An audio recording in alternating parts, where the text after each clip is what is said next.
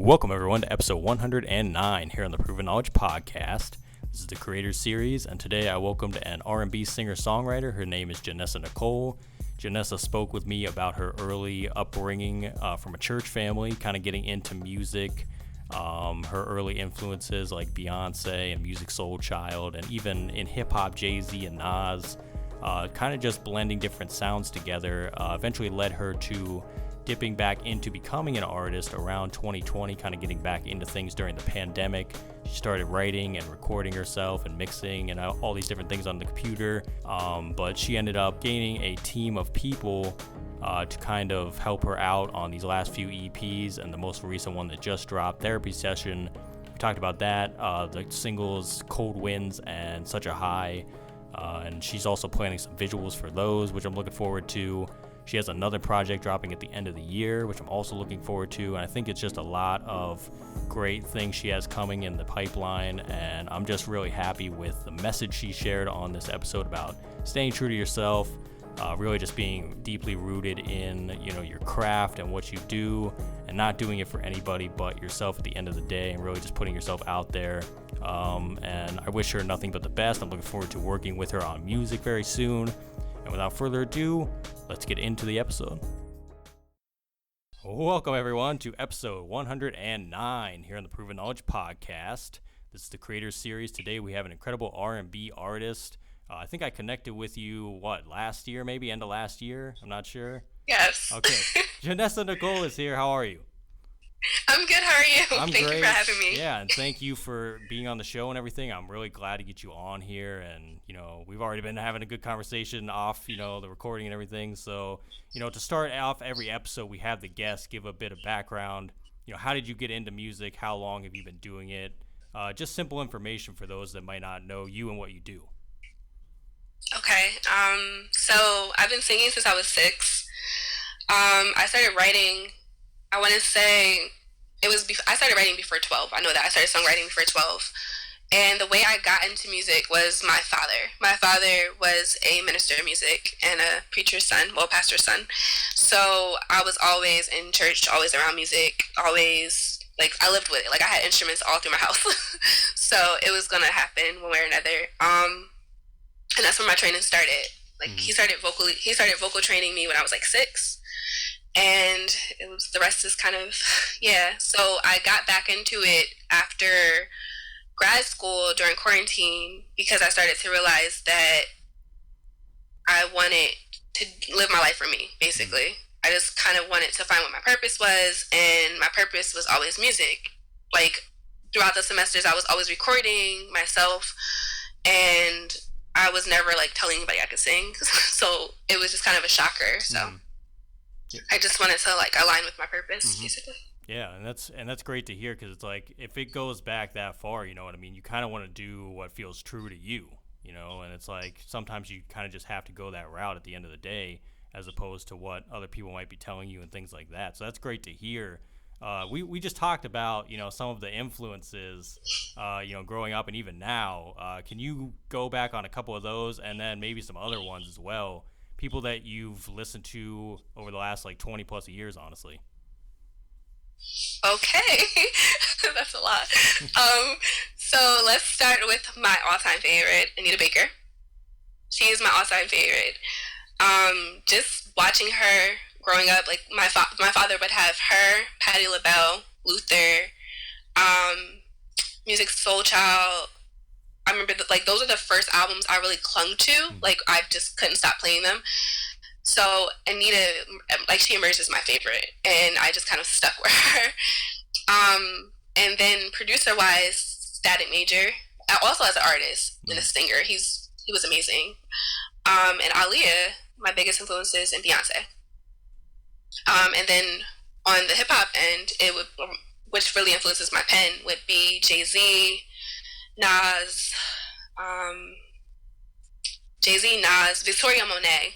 She's right now, and just in general, going through her catalog and her pen, she inspires me a lot. So Yeah, Victoria, like she's been around for a minute too, and like she like songwriting kind of behind the scenes as well. I think from what I know, and like doing hooks for Yes. people and stuff. And now she's like become a much bigger artist herself and everything. So that's great to see. But that's honestly like a pretty wide variety of like different artists and things like that. And it's good to kind of see Yes. like where the origins come from for certain artists, like what made them say like I'm gonna do music myself and everything. As far as Hmm. like, let's just take R&B for an example, because R&B, like if you look at R&B in the '90s, a little bit different from where like a lot of R&B is now. Obviously, there's like traditional Yes. R&B. Now we're seeing like trap R&B and a lot of different styles and things like that. What is your opinion about where the genre is kind of headed as far as a lot of different artists trying different things? Are you more like you love the more traditional side, or you're all for kind of just blending different sounds and seeing where it goes? Hmm. I love both. I think I'm a lover of both of those Mm-hmm. aspects of it. I think the side that I lean towards right now is it's kind of hard for me to say. Like I feel like both are essential, Mm-hmm. but I'm trying to figure out.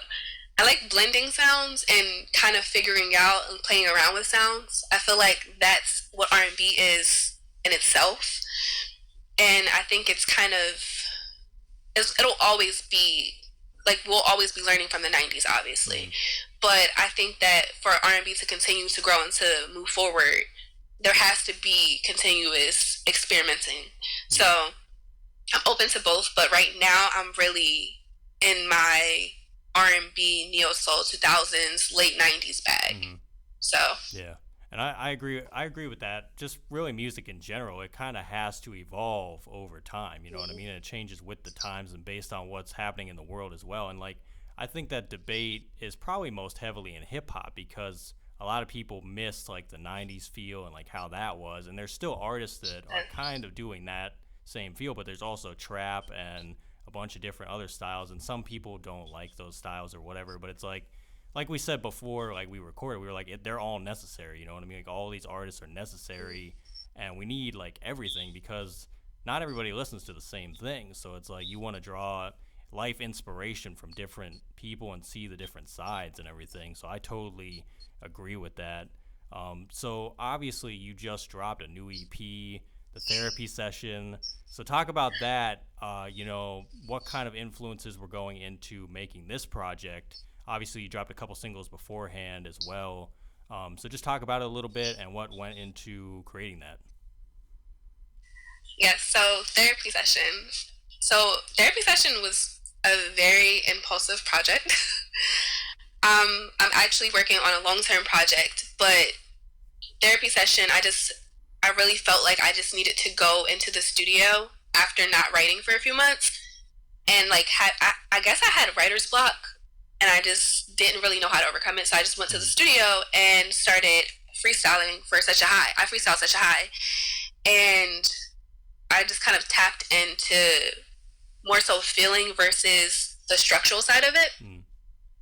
And my influences, albums that I was listening to a lot, Tony Braxton's debut album, a lot of D'Angelo.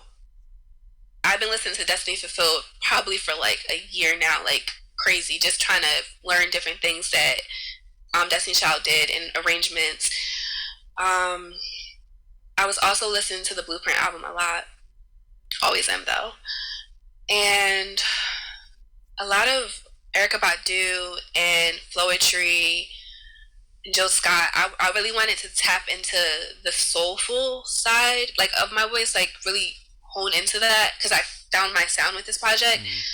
But more so, I also creatively, I just wanted to be vulnerable and I wanted to allow myself to just fully immerse myself in my process. Mm-hmm. So this So is literally, I'm no. Go sorry. ahead. Go ahead. Go ahead. So literally, the way each session started, it was like I would go into the studio and I would talk to Ocean Heights, and we would just for the first 15, 20 minutes, we would just kind of have like a check in, like, hey, like how have you been? How's your music coming? And I think that like it's the genuine connections, like of just like getting to really know my engineer.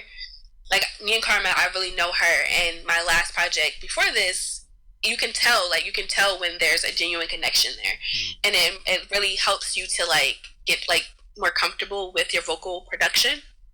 So yeah, that was very interesting. Yeah, it's good too to have like I feel like I say this on every episode, but it's good to have a team of people with you too to kind of see the vision and see like where you're going with it as well. Because I've heard that Yes. from so many different like interviews I've watched with like producers and artists where they're like, we went in the studio and we didn't make anything that day. All we did was talk about life and just be like, where are you at like in your life right now? And we'll just talk for a bit.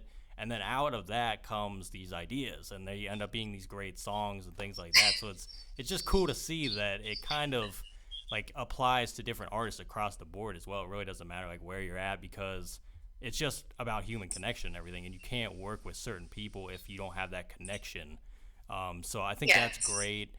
I think what the question I was going to ask before is this the second project then after 1994, or was there one in between that as well?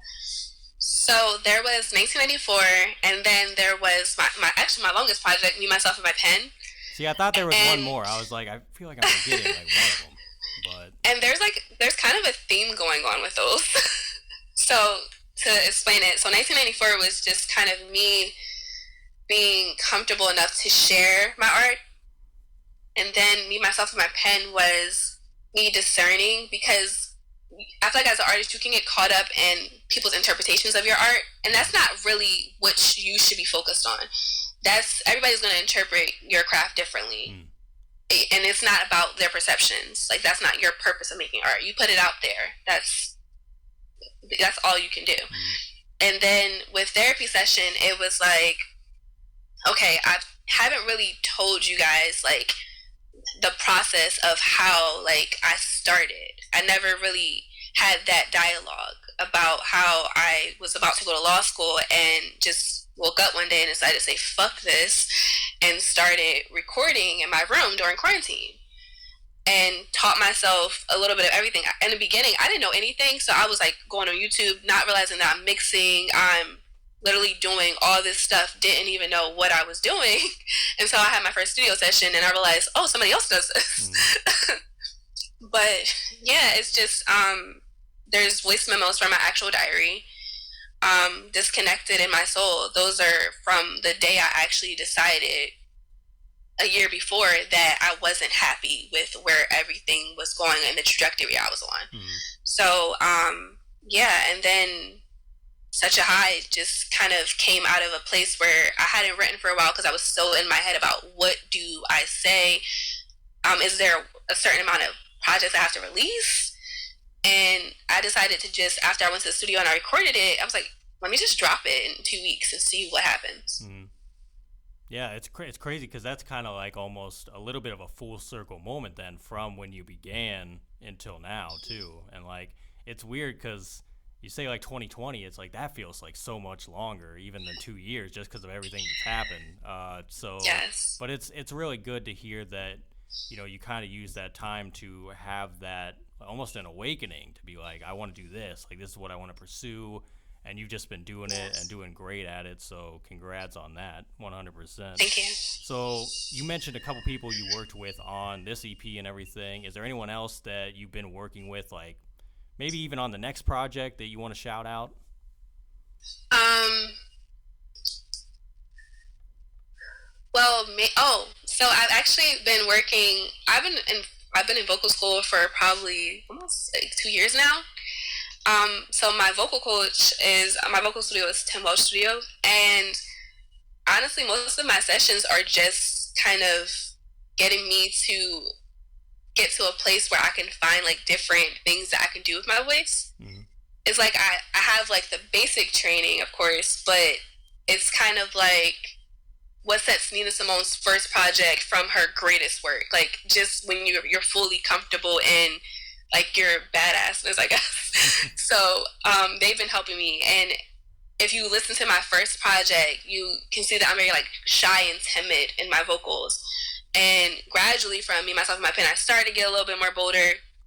But therapy sessions, if you really listen with your headphones, you'll hear that I'm layering runs, I'm doing falsettos, I'm literally just playing around and making it sound angelic, and just trying to like make it feel warm. That was the goal. Like I wanted the songs to feel like they were kind of hugging you, and that is from all that stuff. Like is kind of from conversations that I have with my vocal coach. I'll play a song, and Brian will be like, "Hey, like this is how they did it. When you go to the studio, just knock that out or whatever that way." And even with this project, I've never been vocally produced, and Ocean Heights started vocally producing me while I was there. So little things like on Such a High, the take, like when I say that, like he was like, "Oh, add that there," like. And for therapy session, we played around with so many different types of ways of singing the song. At first, it was going to be very bright and like very kind of like bold, kind of like how when Beyonce gets like on Be Alive basically. And he was like, "No, try it breathy." He was like, "It doesn't have to be like forceful for them to feel it." So there's little things like that that have helped my process. Karma, she's engineering my next project right now. I've been working on them kind of simultaneously, and just her as an engineer, but also as a friend. She shows me her background vocals, how she does it. I can ask a million questions, and I'm just learning. I'm a student right now. I'm always going to be a student, but I'm really focused on artist development. Mm-hmm. Yeah, and that's super great to hear. It reminds me of I had one of my close collaborators. He goes by Ibn Depend, and he's from New York. And I talked about him. I talked with him about something similar about doing like vocal training and coaching, and he said something kind of similar where his first few like songs and projects, he felt like he didn't have enough confidence, and he really wasn't like putting like his full energy into it how he should. And then when he started vocal training, up into the music he has now, he said he feels like 10 times better about it. Like he pretty much said the same thing, and like you kind of just, it's almost like you got to open yourself up to those other opinions too, and like from people that have been there and like know how it should be done, or like how it could be done, or how it could be better, and then you just see it get elevated, you know what I mean? And they bring like the best out of you, you know, because you already had it there. You might just not have known how to like put it out that way. So I think that's exactly great. Yeah. And the other thing that I do, I'm not sure if other artists do this, I make a note before I drop a project, and I put, it's only probably like 3 people in that note that I share it with, and it's because I trust them so much, and I know that they're artists, and they're sensitive about their shit too. So actually, I don't know if you saw, I did a night in the Bay, so most of the artists there, it's 90 for Till, and there was another collective there, but I actually have a song with my friend Malk. He's the artist, and he helped, like he literally like listens to like most of my music and just kind of gives me that feedback. But also it's great because he's not a singer, so I feel like having varied perspectives are important, and having people that are not just, I don't know, not just going to tell you what you want to hear all the time. Because there's been times where I've sent him stuff, he's like, I think this could be better, or, oh, like, maybe you should hold on to this for a while, because I feel like there's something else that can come out of it. And usually something better comes out of it. So I think just having that team early is important. What's going on, everyone? Just wanted to take a quick minute out of today's episode to let you guys know about the sponsor for this summer, Kali Audio. Kali Audio has been around since 2018. They've been providing incredible audio products to music creators, producers, artists, pretty much everyone in between. Shout out to Nate Baglios. I actually got in contact with him earlier this year. He is the head of marketing over there, and he hooked me up with some LP8s, which I've been using. Very great audio quality.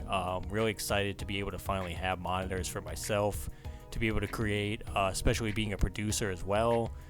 They're going to come in handy. I really recommend you guys go check them out. That's Kali Audio, Kali audio.com. You'll be able to see their full lineup of products. Very affordable, very great build quality as well. I'm very impressed with the LP8s, so I can imagine the LP6s and all the other monitors are very good quality as well. So go check them out, and just wanted to remind you, we have a giveaway coming at the end of the summer in August, where I'll be giving away a pair of the LP8s to one lucky contestant, and I'm looking forward to doing that and gifting the great sounds of Kali Audio to someone else, because I think that's a really great thing to have, especially if you don't have monitors or anything. Once again, big shout out to them. Really appreciate them for even getting back in contact with me. So go check them out. But for now, let's get back into the episode. You almost get like a melting pot of like an experience at the end of the day, and it all comes together how it should. You know what I mean? Yes. It's like you just got to trust the process and just like see where it goes and everything. So I definitely think that's great, and you'll be able to, continue to build with them over time, and it'll just continue to get better and better. So yeah, yes. I think that's gonna be incredible. So you are also a photographer, is that correct? Yes. So I'm curious about that. How does that like differ from what you do musically, as far as like how you're approaching it? Because it's both art, right? Like photography is art, music is art. So like, do you kind of go about those the same way and like the different formats, like how you're approaching both? Are you more focused on one or the other? Like, how does that go? So it's funny because people kind of ask me if I'm going to choose one or the other, and I always say I'm never going to put down my camera, and never going to put down my mic either. So, but they kind of balance out, because I feel like sometimes as artists we can get into these creative routines where our music feels like work and we're not producing the best things. So just because you have a high quantity of songs that you're making doesn't mean that they're all quality. And I don't focus on having a lot of songs in the tuck and all that other shit. I focus on, okay, at 4 a.m. am I feeling this when I'm writing this? Because that's my favorite time to write. So with photography, it's like when I'm creatively burnt out on the musical end, I can go and I have an outlet and I have something that I enjoy.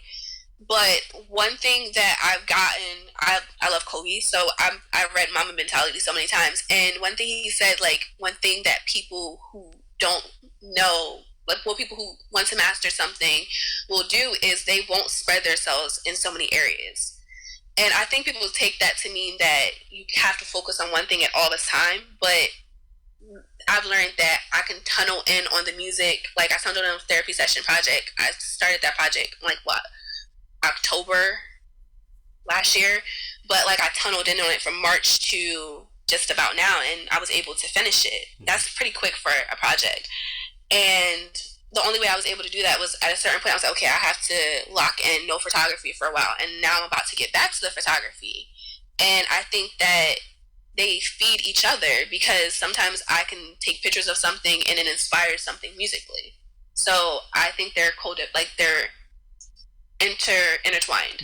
Like, yeah, I'm glad you mentioned that, because it reminds me kind of so my brother's a photographer, right? He takes like photos for like sporting events and like concerts and stuff, and we had like a conversation I think like a few months ago about like how like not to face burnout and things like that. And he was like, I always have been told that I needed something else, not just photography, I needed something else to kind of like go to as well.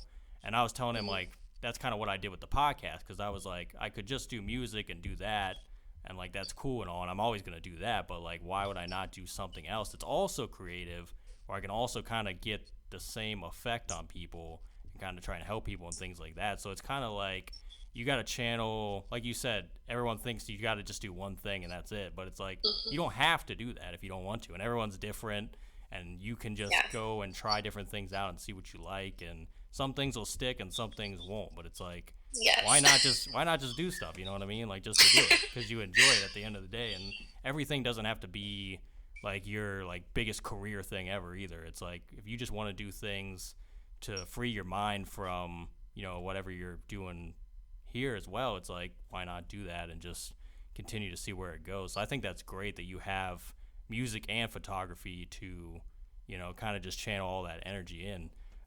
So I'm curious as well to know, what do you think has been like the biggest lesson as a creative?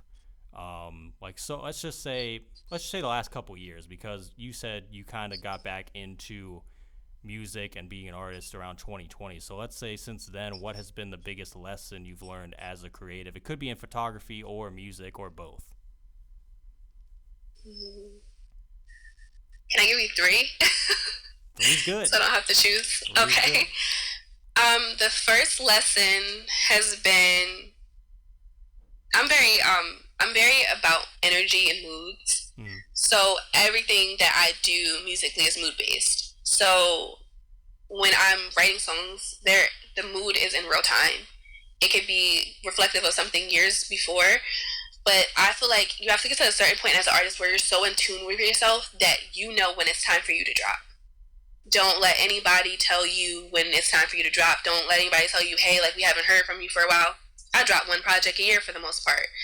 If it's not done, it's not done. And I think that is a big thing. Like, just trusting that gut feeling. You'll know. Like, I woke up on, was it Mother's Day? I think it was. And I just decided, I was like, hey, it's time. Like, there's nothing else for me to add. My baby is ready to go. Like, so I think that's a big thing. And then the second lesson is, don't be afraid to let other creatives experience you. Don't hide yourself in your room or, isolate yourself, because those interactions are what's going to, like, keep you level-headed and keep you focused on the worst days. Like, there's some days where, like, I may have, like, a really bad interaction musically or something, and I text my friends and my support system, and I'm like, hey, like, I don't think I could do this. Like, this, like, somebody said something, and they'll be like, well, I know music theory, and that's not right. The last thing I would say is, what's the last thing I would say?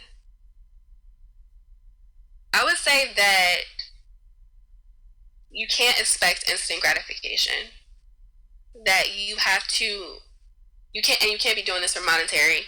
You have to really be patient with yourself in terms of creating, and in terms of not internalizing if you're getting 1,000 streams or whatever, like, to start off with, and you're not getting, like, whatever you see at the end of the year roundups. But you have to literally be in it for the right reasons, otherwise you will not make it. And I'm not saying to mainstream or anything like that. You just mentally will burn yourself out. You have to check in with yourself and realign. Like, you have to remember why you love it. Yeah, that's too true, because a lot of people, they are focused on just that, you know what I mean? Because we're in the social media era where it's all just like, we got to get it now. If we don't have it now, then we're never going to get it or whatever. It's like, you got to look at the really broad spectrum of your whole journey and be like, this is a long journey.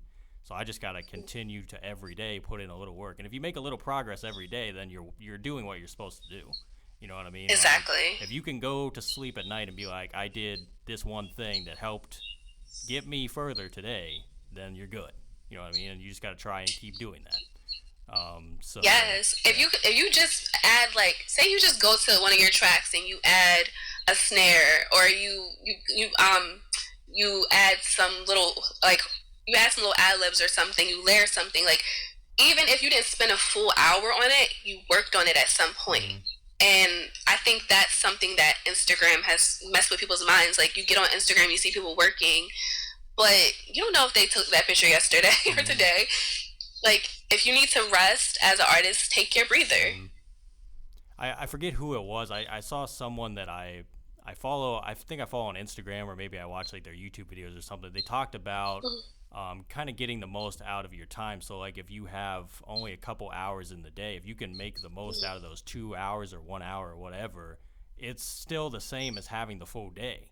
You know what I mean? Because you know exactly what you need to do and when you need to do it. And then, like you said, it'll just all add up over time. And you won't even notice the difference, really, because you'll be working at your own pace. And that's another thing is, like, everyone wants to compare with everyone else and be like, look at where they're at. I got to be where they're at, like, today. But everyone's on their own journey and everyone's on their own path. So we got to always remember that and keep that in mind. But it's very important, to, like you said, to have a mental reset every now and again and just kind of, get back to the basics at the end of the day and stay rooted in what's true to you. So that's always great. So obviously you said, another project is coming later this year and everything. Is there more shows coming? Like, do you have shows coming or anything? Any other surprises that we can be on the lookout for? So show-wise, so performance-wise, that's my goal that I'm trying to overcome, like, my fear of performing. And I'm getting really good at it. I just gotta stop running off the stage at the end. but Yeah, so my goal is to perform more. I will be performing more this year. Let me manifest that. And my main goal right now is to give you guys some visuals for therapy session and to really, well, therapy session and my other projects, just drop visuals until I feel like I'm done dropping visuals for a while and give you another project. Nice. So looking forward. Are you thinking like Cold Winds maybe video? Which one? Do we know? Maybe all of them. All of them. Even the interludes. Even the interludes. I like how your mind works. I'm just spitballing because I'm like five. That's not too much. Like 5 visuals.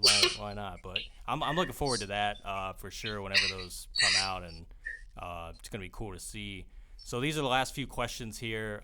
These are ones I ask on every episode. First one is, if you could go back 10 years ago, maybe give yourself a piece of advice, or maybe not change anything at all. What do you think you would do? Oh, this is hard. 10 years ago, where was I? I was a senior in high school. Okay. I love where I'm at now, and I wouldn't have met most of the people in my journey if I didn't go away to college, and I wouldn't have these stories to share if I didn't. But I guess I would tell my 18-year-old self that to follow my instinct. Like, I knew I didn't want to go to school. I knew I wanted to backpack through Europe and figure it out, and I know that's crazy to think of, but I knew I wanted to do photography and music, but I didn't know how, because like, you're thinking long term financially at that age, and I would just tell myself not to give a fuck about any of that and start sooner. So I would change that. Yeah. So if we flip it then and we say 10 years from now, where do you think you want to be in your career and your life in general?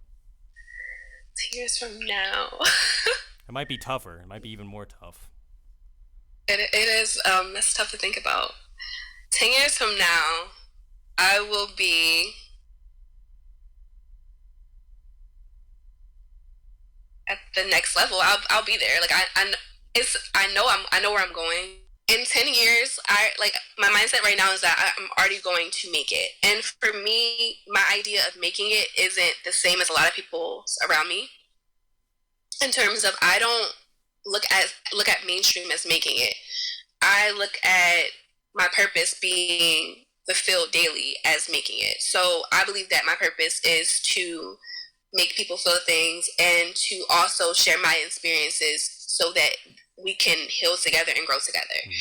And I don't really have any like Grammy goals or award show goals. I already know in my mindset that I'm going to be private as hell. I'm not going to go to award shows. I don't care about any of that. I will be like Frank Ocean. You'll never see me. And I don't really get caught up in long-term goals because I feel like it starts to weigh artists down mentally when they're like, oh, I haven't gotten a Grammy yet. I haven't gotten I want the, what is it, EGOT? Like, they want a Grammy, Oscar, EGOT, Tony. Yep. Like, when you get way down in semantics like that and waiting for validation from others, my whole mantra is we're born validated.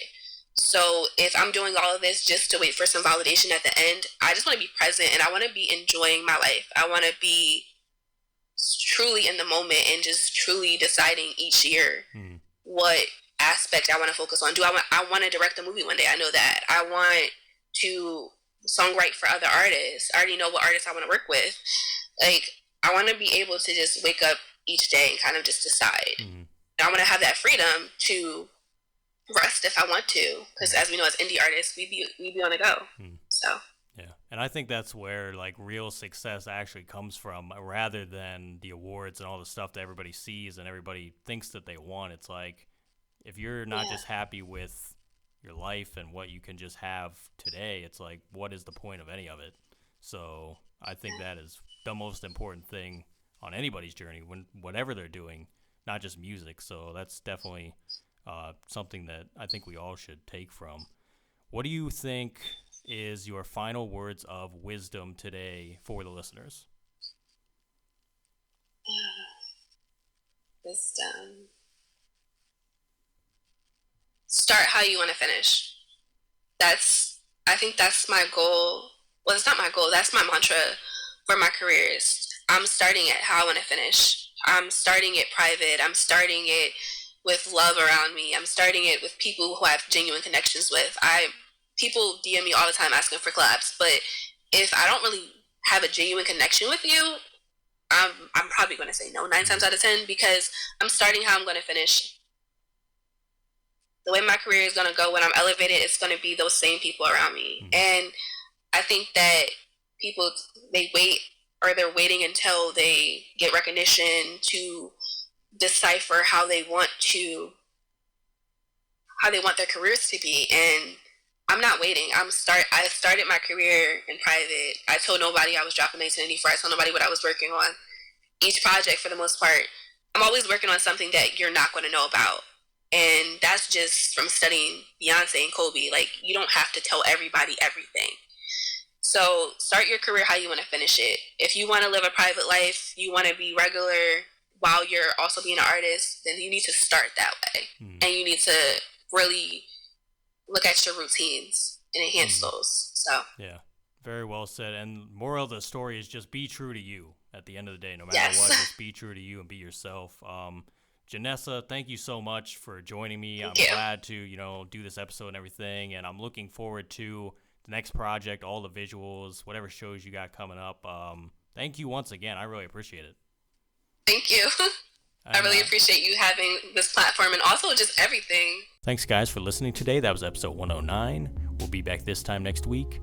I did want to say that we're only a few weeks away from the giveaway with Cali Audio. We're giving away a pair of LP8V2s studio monitors.